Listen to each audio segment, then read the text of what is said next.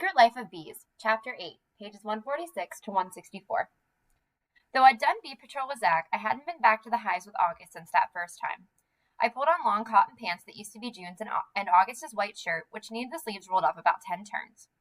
Then I placed the jungle helmet on my head, letting the veil fall down over my face.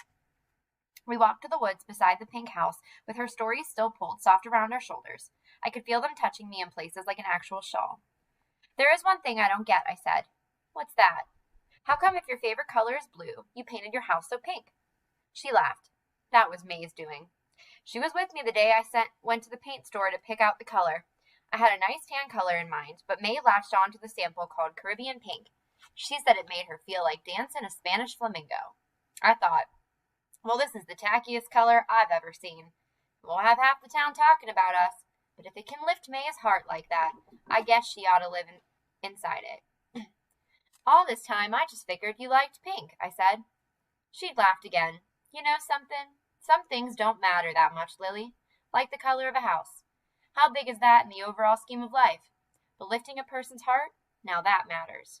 The whole problem with people is they don't know what matters and what doesn't, I said, filling in her sentence and feeling proud of myself for doing so.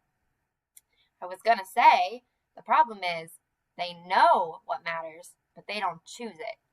You know how hard that is, Lily? I love May, but it was still so hard to choose Caribbean Pink. The hardest thing on earth is choosing what matters. I couldn't locate a stray bee anywhere. The hives looked like an abandoned neighborhood, the air groggy with heat. You got the impression the bees were inside having a big siesta. Maybe all that excessive work had finally caught up with them. Where are they? I said. August placed her finger to her lips, signaling me to be quiet. She lifted off her helmet and laid the side of her face flat against the top of the hive box. Come listen, she whispered. I removed my hat, tucking it under my arm, and placed my face next to hers so that we were practically nose to nose. You hear that? She said.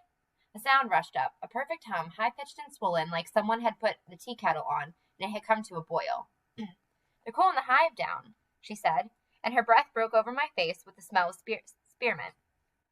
That's the sound of 100,000 bee wings fanning the air. She closed her eyes and soaked in the way you imagine people at a fancy orchestra concert drinking up highbrow music. I hope it's not too backward to say that I felt like I'd never heard anything on my hi-fi back home that came out that good. You would have to hear it yourself to believe the perfect pitch, the harmony parts, how the volume rolled up and down. We had our ears pressed to a giant music box.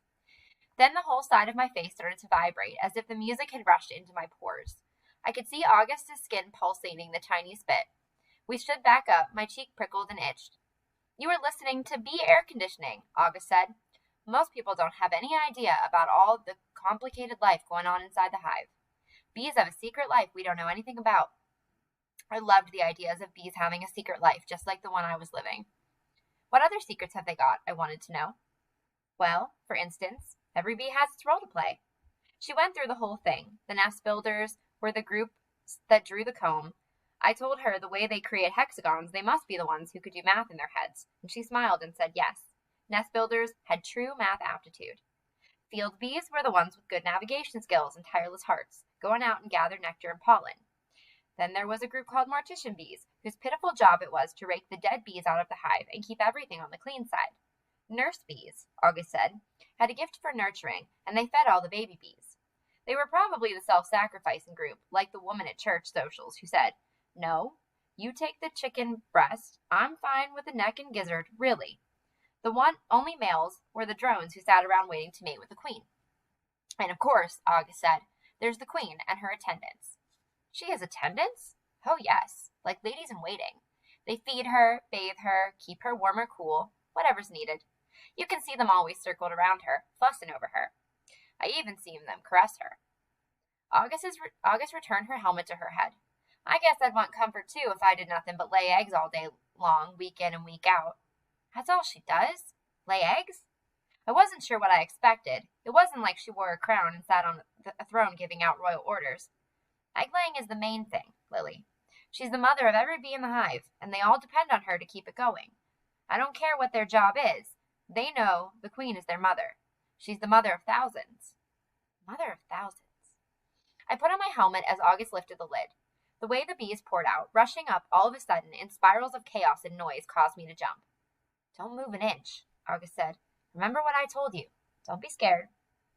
A bee flew straight for my forehead, collided with the net, and bumped against my skin. Just giving you a little warning, August said. When they bump your forehead, they're saying, got my eye on you, so you be careful. Send them love, and everything will be fine. I love you, I said in my head. I love you, I tried to say it 32 ways. August pulled out the brood frame, not even wearing her gloves. While she worked, the bees spun around us, gathering strength till they made soft wind on our faces. It reminded me of the way the bees had flown out of my bedroom walls, stranding me at the center of a bee whirlwind. I watched the different shadows on the ground, the funnel of bees, me, still as a fence post. August bent over the hive, inspecting the frames, looking for wax buildup on the comb, the half-moon shape of her helmet bouncing along.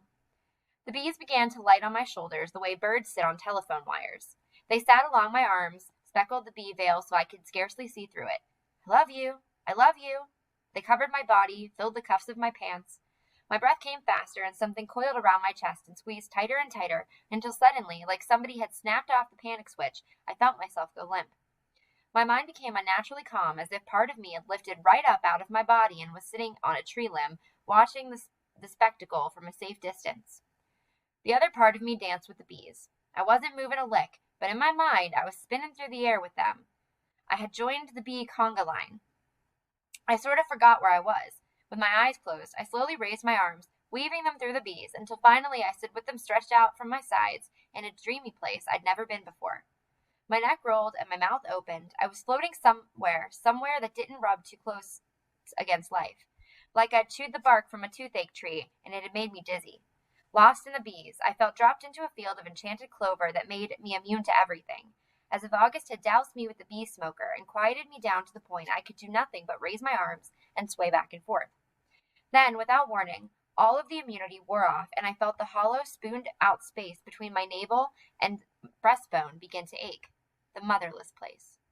I could see my mother in the closet, the stuck window, the suitcase on the floor. I heard the shouting, then the explosion. I almost doubled over. I lowered my arms, but I didn't open my eyes. How could I live the whole rest of my life knowing these things? What could I ever do that would be good enough to make them go away? How come we couldn't go back and fix the bad things we did? Later, my mind would remember the plagues God had been fond of sending early in his career, the ones designed to make the Pharaoh change his mind and let Moses take the people out of Egypt. Let my people go, Moses said. I'd seen the plague of locusts in the movies, the sky filled with hordes of insects looking like kamikaze planes. Back in my room on the peach farm, when the bees had first come out at night, I had imagined they were sent as a special plague for T-Ray, God saying, let my daughter go. And maybe that's exactly what they'd been, a plague that released me. But here, now, surrounded by stinging bees on all sides and the motherless place throbbing away, I knew that these bees were not a plague at all. It felt like the queen's attendants were out here in a frenzy of love, caressing me in 1,000 places. Look who's here, it's Lily. She's so weary and lost. Come on, bee sisters. I was the stamen in the middle of a twirling flower, the center of all their comforting. Lily, Lily.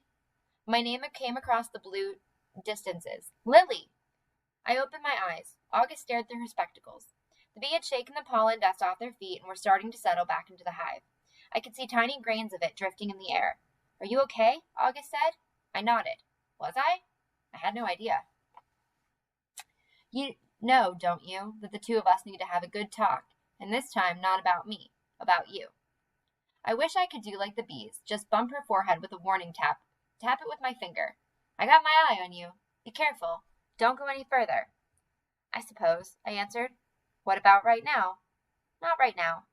But Lily, I'm starved, I said. I think I'll go back to the house and see if lunch is ready. I didn't wait for her to speak. Walking to the pink house, I could almost see the end of the line. I touched the place on my shirt where I'd struck the Black Mary. She was starting to come unglued.